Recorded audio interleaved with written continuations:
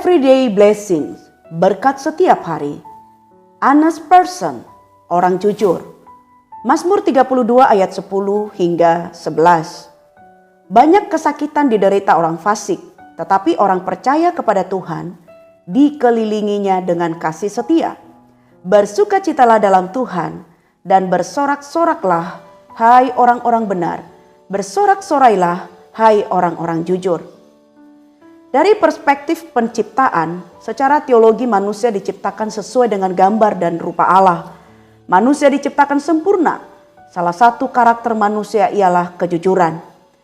Tetapi setelah manusia jatuh ke dalam dosa, maka karakter manusia menjadi rusak. Manusia menjadi lebih suka bohong daripada hidup jujur. Mengapa demikian?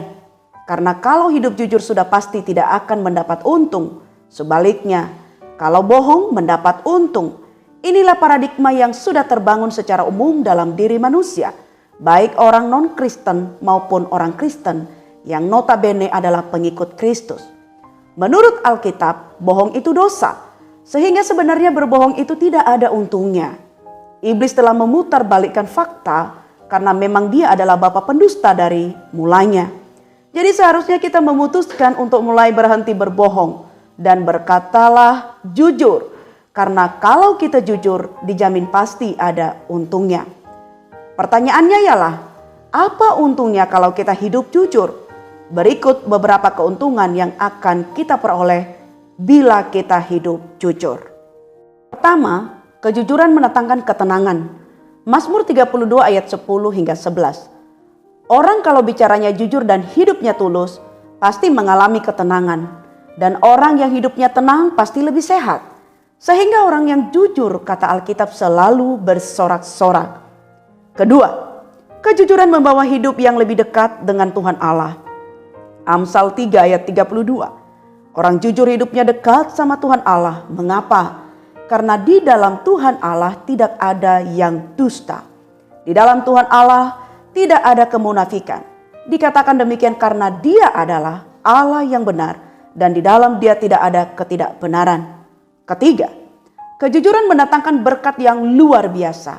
Yesaya 33 ayat 15 hingga 16. Orang jujur hidupnya dijamin oleh Tuhan Allah. Di mana ada kejujuran, maka Tuhan Allah akan memerintahkan berkat-berkatnya ke dalam perbendaharaan atau ke dalam lumbung-lumbung atau ke dalam pundi-pundi orang-orang jujur. Keempat, kejujuran pada akhirnya pasti melihat kemenangan besar. Ketika kita bicara jujur dan berjalan dalam ketulusan, tentunya kita akan menemui tantangan, hambatan, kesulitan, dan sebagainya. Untuk sementara jalan orang jujur berat dan lambat.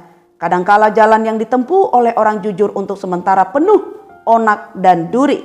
Tetapi hasil akhirnya Tuhan Allah mendatangkan kemenangan yang besar bagi orang-orang jujur. Marilah kita belajar untuk hidup jujur dan dalam ketulusan. Patut diakui bahwa untuk hidup jujur memang tidak gampang. Tetapi dimanapun orang jujur berada, mujizat dan kemenangan dari Tuhan Allah menyertainya.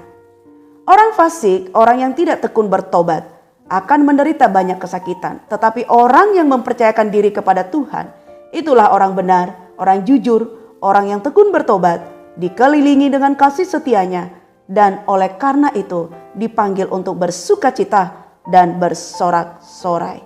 Misi, berbahagia menjadi orang yang jujur, yang tekun bertobat, karena sukacita surga menjadi bagian hidup kita.